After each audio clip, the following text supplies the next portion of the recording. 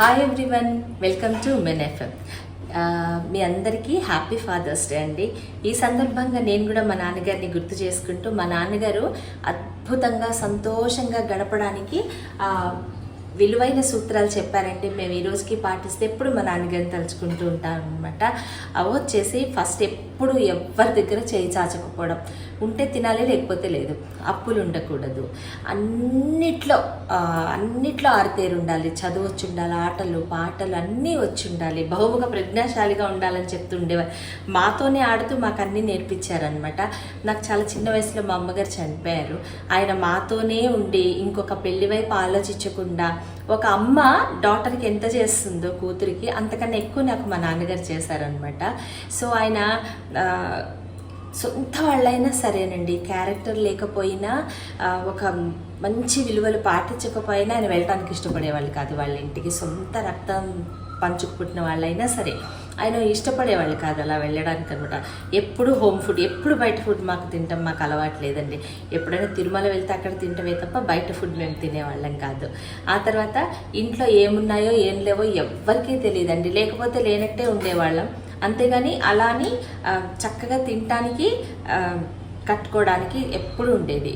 ఆయన నాగార్జున సాగర్ కెనాల్స్లో చేశారనమాట. ఇంటికి నాకే గుర్తుందండి, ఇంటికి కాంట్రాక్టర్స్ వస్తూ ఉండేవాళ్ళు. ఆయన బిల్ పాస్ చేస్తేనే వాళ్ళకి పేమెంట్ వచ్చేదనమాట. సో వాళ్ళు గనక ఈ రోజుల్లో అంటే అందరూ తప్పని నేను చెప్పట్లేదండి, ఈ రోజున్న పరిస్థితులు ఇంటికి ఉన్న ఊరికి ఒక ఇల్లు కట్టుకునేంత కెపాసిటీ ఆయన సంపాదించగలిగేవారు అనమాట. కానీ ఎప్పుడు ఏ ప్రలోభాలకి ఆయన లొంగలేదు. జీతం ఒకటే ఆయనకి. స్టార్టింగ్లో జాబే లేనప్పుడు శ్రీపెరంబదూరులో రైల్వే కోచ్లో అప్పటి నుంచి ఆయనకి మంచి జాబ్ వచ్చింది. అప్పుడే మా తాతగారు చనిపోయినా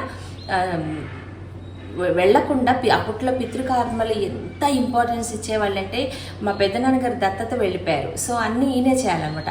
అవి చేయకపోతే సద్గతులు ఉండవని చెప్పేసి ఆ ఉద్యోగాలు అవన్నీ మానేసేసి చిన్న ఉద్యోగం చేసుకుంటూ, ఇంటిల్లిపాదిని చూసుకుంటూ, మా బాబాయిలకి అత్తలకి చదువు చెప్పించుకుంటూ ఎంత బాగా చేశారో నాకు ఆశ్చర్యం అనిపిస్తుంది. ఈ రోజుల్లో అయితే ఎంత ఇది జరిగి అసలు ఒప్పుకోవడానికి, చూడడానికే ఇష్టపడడం లేదు. దూరాలు ఉండటానికి అందరూ ఇష్టపడుతున్నారు కదా ఎక్కువ.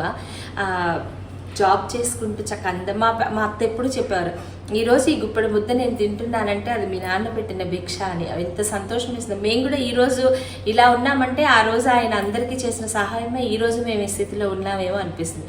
అప్పట్లో 2 డ్రెస్సెస్ ఉండేవండి, అవి ఉతుక్కుంటేనే మళ్ళీ నెక్స్ట్ డేకి ఉండేవన్నమాట. నాకు మదర్ లేదు, నాకు అడగాలని తెలీదు, ఆయనకు అంత కొనాలని తెలీదు. అంతే. ఈ రోజులో దేవుడి దయ వల్ల ఏ లోటు లేకుండా ఉన్నాం అనుకోండి. ఆ టైంలో మా మేనత్తలు వాళ్ళు, మేమందరం కజిన్స్, కొంచెం ఒక 1 year 2 years ఏజ్ గ్యాప్ వాళ్ళమే. వాళ్ళు అడిగే, ఒరే ఇన్నున్నాయిరా తీసుకోరా అంటే మా నాన్న ఎప్పుడు తీసుకునేవారు కదా. మేము అనుకునేవాళ్ళు అదేంటి నాన్న ఎందుకు తీసుకోరు అనేసి అనేవారు. అలా తీసుకోకూడదు అమ్మలు, తప్పు, ఒకళ్ళు వేసుకున్న బట్టలు ఒకళ్ళు వేసుకోకూడదు అని చెప్పేసి. అందుకే ఈ రోజు కూడా పిల్లలు ఆఫర్ చేసి ఎవరి బట్టలు మేము అసలు వేసుకోముంటే మావే, అంతే. అలా ఆయన తీసుకునేవాళ్ళు కాదు. మేము అనుకునేవాళ్ళు అరే నాన్న ఎందుకు తీసుకోరు అలా అంటే వద్దమ్మలని.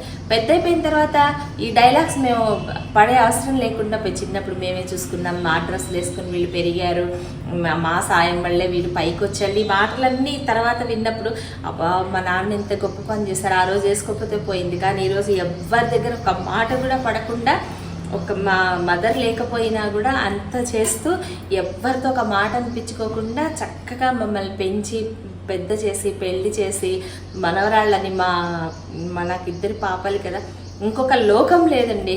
ఎంత చేయగలరో అంత ఆయన ఆర్థికంగా, ఫిజికల్గా అన్నీ మాకు సహాయం చేసి చక్కగా మా దగ్గరే ఆయన పోయారనమాట.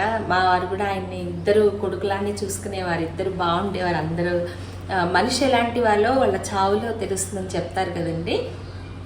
మా నాన్నగారు చనిపోయినట్టు ఆయనకు కూడా తెలియదు, అంత చక్కటి మరణాన్ని ఆయన పొందారనమాట.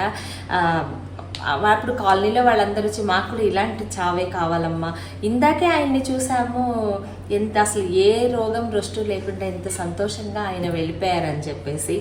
ఒక యోగిలాగా మా అమ్మ నాన్న స్టార్టింగ్లో నాకు ఊహ వచ్చిన వరకు మీ వాళ్ళు ఇలా కొంచెం వాళ్ళు గొడవలు పడేవాళ్ళు, కానీ ఎప్పుడూ ఇదయ్యేవాళ్ళు కాదు.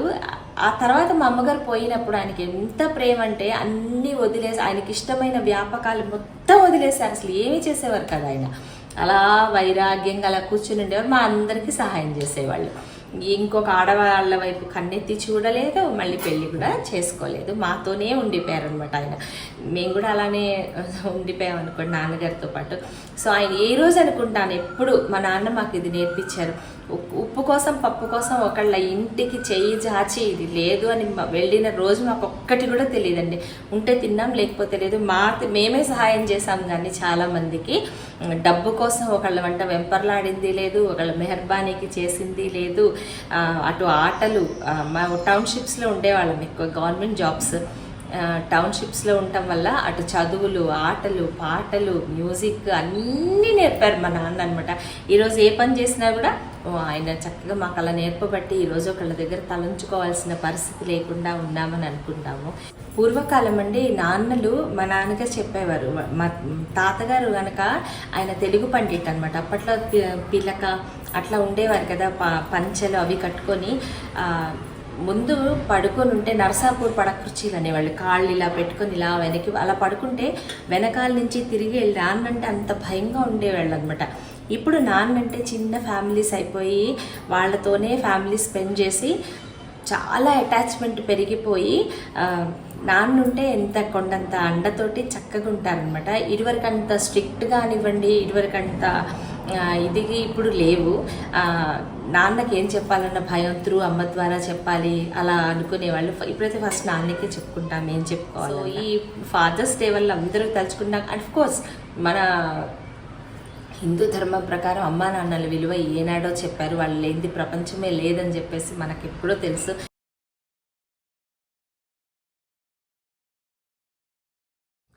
ఈ ప్రపంచంలో అండి అంత తండ్రి ప్రేమనిచ్చేది ఇంకో వ్యక్తి ఉన్నారండి.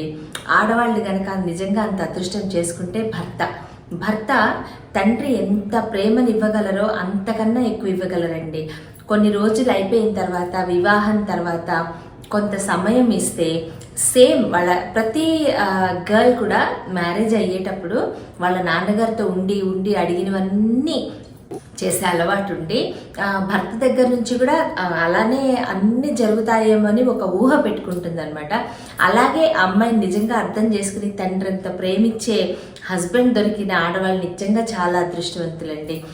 ఫస్ట్ వచ్చేసి నాన్నంత ఇప్పుడు నేను చెప్పినట్టు అంత ప్రేమనిచ్చేది ఒకళ్ళు భర్త అయితే, మరొకళ్ళు వచ్చేసి తాతగారు కూడా అసలు కన్నా వడ్డీ ముద్ద అన్నట్టు మనవరాలు ఏది అడిగితే అది చేయడానికి రెడీ ఉంటారనమాట. మా ఇంట్లో కూడా అలా జరిగింది. మేము అడిగింది చేసినా చేయకపోయినా మనవరాలు అడిగారంటే మాత్రం ఇంకా అసలు ఖచ్చితంగా జరుగుతుంది అనమాట అలాంటిది. సో నాన్న ప్రేమని ఇలా భర్త కూడా ఇవ్వగలిగి వాళ్ళని జీవితాంతం నాన్న లేని లోటు నుంచి తప్పకుండా చూసుకోగలరు అనమాట. కానీ స్పెషల్గా ఒక రోజు అంటూ నాన్నగారికి అంటూ పెట్టుకొని చేసుకునే అందరికీ కూడా happy father's day. Stay with us. Thank you. Be happy. God bless you all. Thank you.